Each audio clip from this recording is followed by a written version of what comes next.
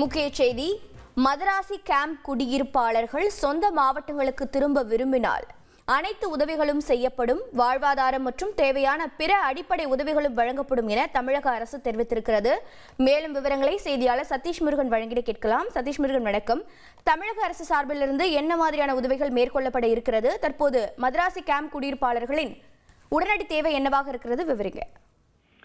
வணக்கம். தெற்கு டெல்லி பகுதியில் நிஜாமுதீன் ரயில்வே நிலையத்துக்கு அருகிலேயே பாரபுல்லா ஜங்கபுரா வடிகாலின் கரையோரத்தில் அமைந்திருக்கிறது 370 குடிசை வீடுகள்.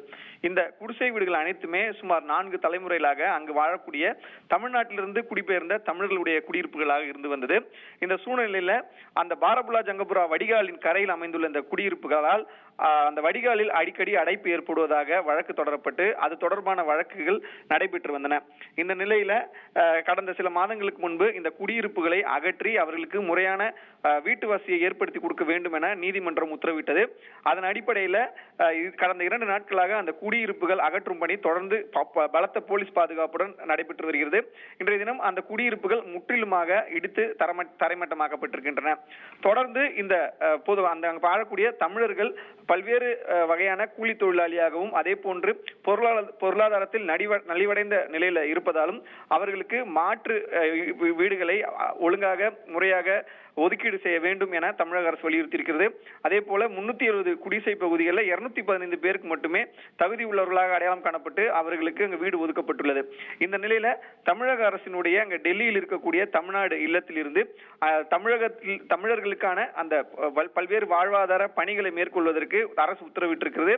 குறிப்பாக தமிழ்நாட்டை விட்டு வெளி மாநிலங்களோ வெளிநாடுகளிலோ இருக்கக்கூடியவர்களுக்கு தமிழ்நாடு இல்லத்தில் இருக்கக்கூடிய தமிழ்நாடு இல்லம் பல்வேறு உதவிகளை செய்து வருவது குறிப்பிடத்தக்கது.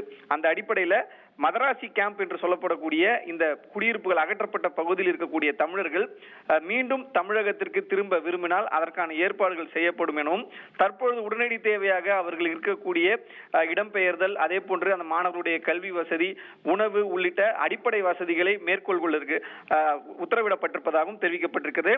அதன் அடிப்படையில் டெல்லியில் இருக்கக்கூடிய தமிழ்நாடு இல்லத்தில் அதற்கான சிறப்பு ஏற்பாடுகள் செய்யப்பட்டிருப்பதாகவும், தமிழ்நாடு இல்லத்தை உடனடியாக அந்த வெளியேற்றப்பட்ட தமிழர்கள் அணுகுமாறும் கேள்வி குறிப்பிடப்பட்டிருக்கிறது.